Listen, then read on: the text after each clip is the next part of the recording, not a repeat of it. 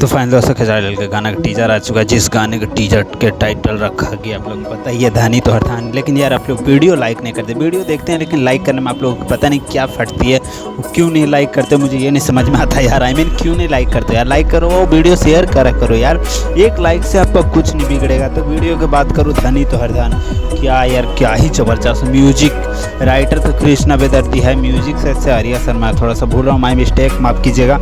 लेकिन जो सपना चौहान नज़र आए यार, इन लोग के बीच में विवाद हो गया नहीं, यही बहुत बड़ी बात हो गया, पता नहीं कंट्रोवर्सी क्यों हो गया इन लोग के बीच में, बन के रहना चाहिए था।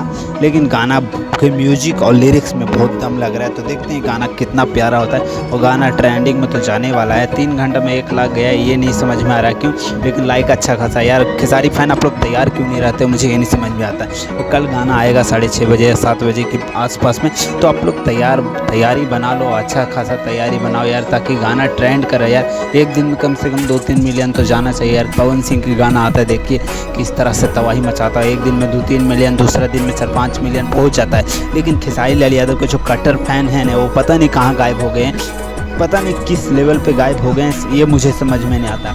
तो आप लोग यार खेसारी लाल यादव के ऊपर कुछ ज़्यादा प्यारे से रंग बरसाओगे तभी कुछ हो सकता है, तो अपना माइंड सेट चेंज कीजिए।